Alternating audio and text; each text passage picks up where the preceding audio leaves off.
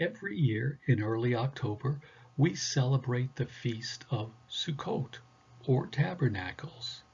In Leviticus 23, God tells us that all native-born Israelites shall live in boots for 7 days, so we may know that our ancestors lived in boots when God brought them out of Egypt. Well, when I read this, I sat there and wondered, why does God want us to remember that our ancestors lived in boots for 40 years? Prayed about it briefly, and then I said, gee, maybe God wants us all to buy tents and go on family vacation and camp every year in early fall.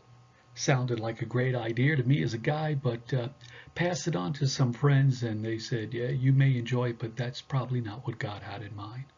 So I prayed about it, I read the scriptures, and I figured there must be some lessons that God wants us to learn from our ancestors.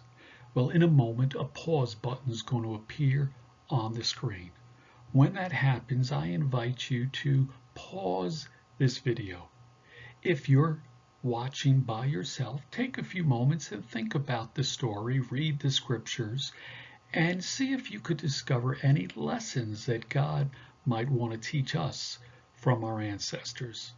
If you're watching this video with one or more friends, take the time and discuss it with each other.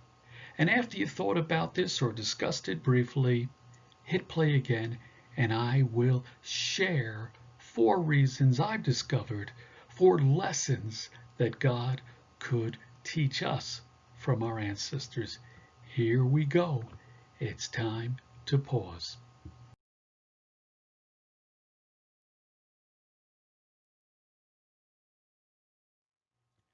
I discovered 4 lessons God wants us to learn from our ancestors. I'm sure there might be others, but let me share with you briefly the 4 that I've discovered. Lesson number 1, top left picture. We need God to provide for our needs. For 40 years, the people of Israel wandered in the wilderness. It could have been hours or days that they stayed in one place before moving on. This meant they were never in one place long enough to plant any crops or build any stores. As a result, they were 100% dependent upon God to meet their need for food. They completely needed God to supernaturally provide for them if they wanted to live. Of course, God was faithful and provided manna to eat every day during their 40 years in the wilderness. When we think about Israel's 40 years in the wilderness, we are reminded that we can trust God to meet every need we have. Is there anything you need to trust God for today? Lesson number 2, picture bottom left corner. We need God to protect us. The Bible tells us there were snakes and scorpions in the wilderness. A sukkah, or temporary home the people lived in, offered absolutely no protection from the weather and animals, including snakes and scorpions. I'm sure that many nights people woke up asking, who's this sleeping in my bed? It wasn't Goldilocks, and it wasn't always their 2-year-old kid who climbed into bed with them after having a bad dream. There must have been nights when people found a snake or scorpion sleeping in their bed. Living in these huts or temporary homes caused the people to completely depend upon God for protection. Do you need God's protection today? Lesson number 3, bottom right picture. Graves of craving.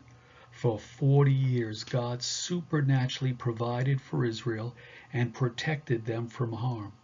But too often people were not grateful. Instead of being thankful for what they had, too often people crave things they did not have. They also had the chutzpah to criticize God and tell him that Pharaoh did a better job taking care of them. One day God said, "That's all I can stands, and I can't stands no more." He sent a plague and many people died. To help them remember what happened, the place was named Kivroth ha-Ta'ava, because there they buried people who craved other food. Do you thank God for what he does for you? Or do you crave things you do not have? Have you learned to be content in all things? Does the peace of God guard your heart and mind?